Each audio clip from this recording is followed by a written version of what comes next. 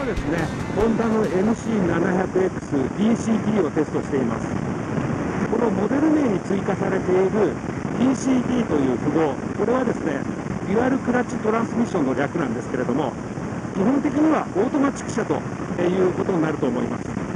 基本的な乗り味に関しては、前回のインプレッションをご覧いただくとして、今日はですね、この DCT の使い心地など、そういったものを中心にですね、レポートをお届けしたいと思います。このデュアルクラッチトランスミッションですけれども、簡単に言ってしまうと、トランスミッション6速あるわけですけれども、その奇数段、1速、3速、5速、そして偶数段、2速、4速、6速、それぞれにですね、クラッチユニットを持たせ、それらをですね、コンピューター制御により、交互に巧みに組み合わせて切り替えることにより、非常に素早く、そして変速のショックのない、なおかつダイレクト感のある走行が楽しめる、これがですね、このデュアルクラッチトランスミッションの大きな特徴となっています。グリップの左側、ここにですね、パーキングブレーキ、そして解除ボタンがここにあるわけですけれども、こういったものも設けられていて、車両が停車状態では、基本的にはニュートラルに入っているという状態に、常に制御されています。そして発進するときですけれども、今度はですね、グリップの右側、親指で操作するこの灰色のボタン、こちらを1回押します。そうするとですね、ギアが1速に入り、右手のアクセルだけで、まるでスクーターのようにですね、スムーズに発進できるという仕組みになっています。この灰色のボタン、これはですね、オートマチックモードの切り替えボタンも兼用となっていて、通常の走行に適したドライブモード、D モードですね、そしてスポーティーな走行に適したスポーツモード、S モード、この切り替えスイッチも兼用となっています。ドライブモード、通常の走行で比較的穏やかな走行に向いている、モード、S モードの方はですね、ヒレブリミットの範囲をですね、比較的ワイドに有効に使いながらシフトダウン、シフトアップを自動的に行うと。峠道であったりとか、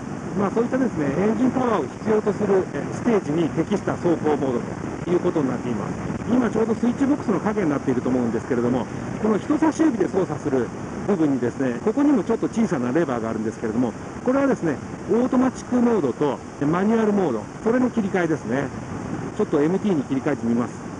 で、この状態ですと、今度スイッチボックスの左手側、親指と、あとこちらも人差し指で操作するレバーがあるんですけども、親指がシフトダウン、人差し指がシフトアップ、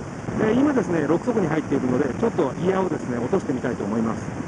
はい、今5速、はい、4速、3速、はい、こんな感じでですね、任意のギアを選ぶこともできるということですね。例えばこういった高速道路上で追い越し加速が必要なとき、こういったときはですね、この MT、AT を切り替えることなく、スイッチボックス左手の親指のボタンを押すことで、オートマチックモードのまま落とすこともできます。はい、今4速まで落としましたけども、はい、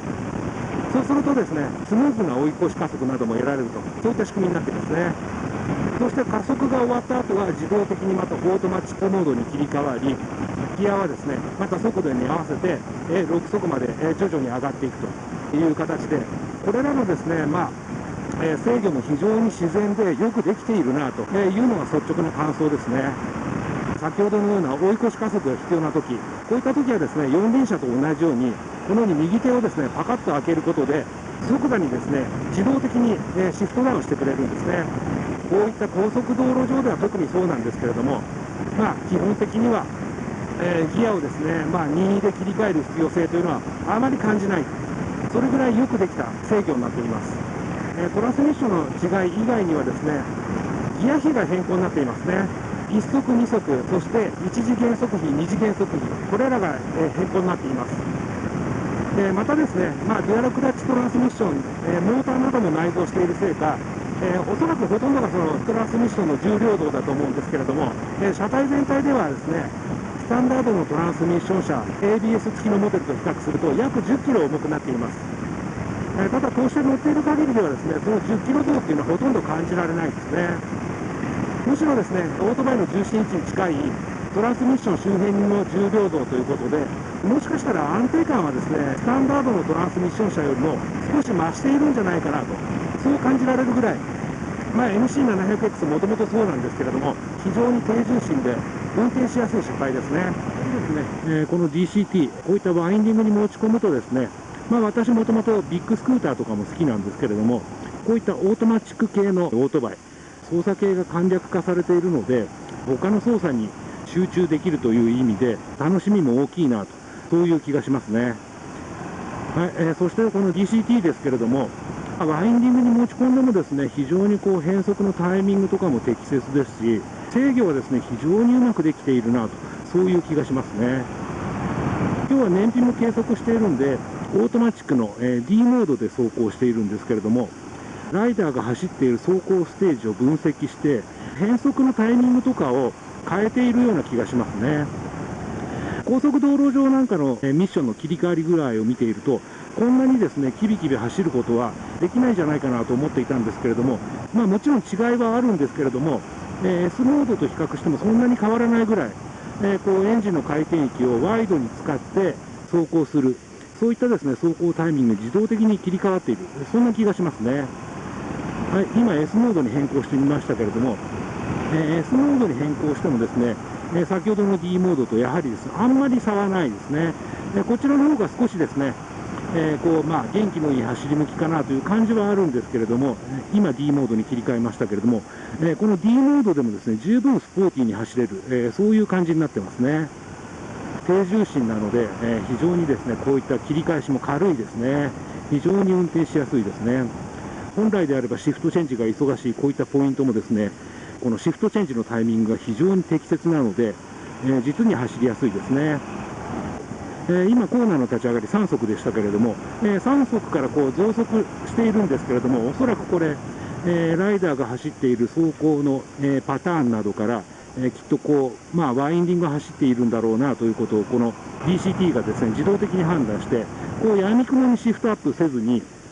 どちらかというと今ワインディングの上りなんですけれども、よくオートバイを引っ張る、そういった感じのですね、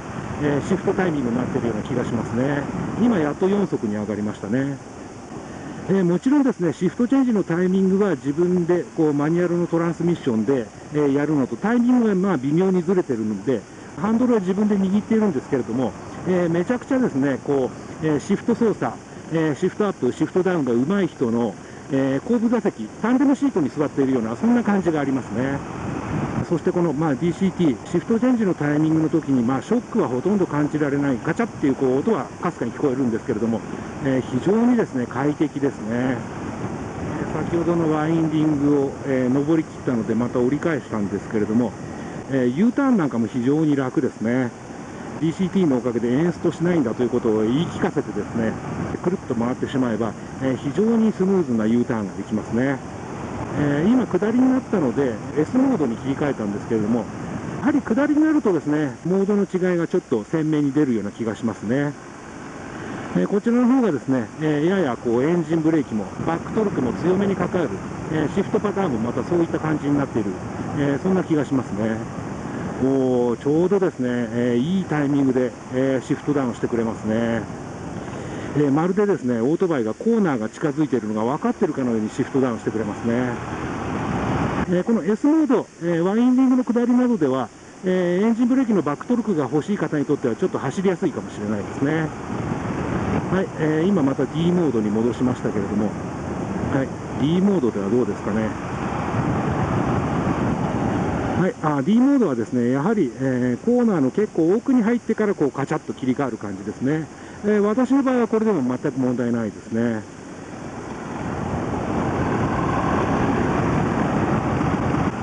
これぐらいですね、適切に自動的にですね、オートマチックのシフトをしてくれればですね、基本的にはこの MT モードに切り替える必要性はあまり感じないですね。私程度のライダーがですね、下手くそなシフトアップ、シフトダウンをギャンギャンとやるよりは、この MC700X の DCT に関して言えば、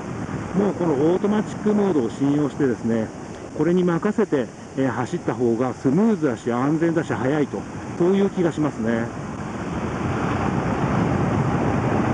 この DCT の発表に合わせて3センチほどですね、ローダウンされたモデルも発表になっているようです。こちらの方はサスペンションの変更などによって3センチぐらいのローダウンを実現しているようなので、例えばですね、女性、渋滞に巻き込まれたりすると、クラッチ操作がだんだん厳しくなると左手が疲れてくるという方も多いと思うんですけれども、そういった方にもですね、ローダウン仕様であれば足つき性の問題もかなり緩和されているでしょうし、おすすめですね。またですね、男性ライダーであっても、この非常にスムーズな走行感覚、これが本当にオートマチックなのかというこの GCT の乗り味、これはですね、1回ぜひ味わってもらいたいですね。オートマチックというと毛嫌いする方も多いようですけれども、これはこれでですね、冒頭に言った通り、ライディングの他の部分に集中できるというメリットもあるので、ライディングの楽しみがまた別の方向に広がる、そんな気がしますね。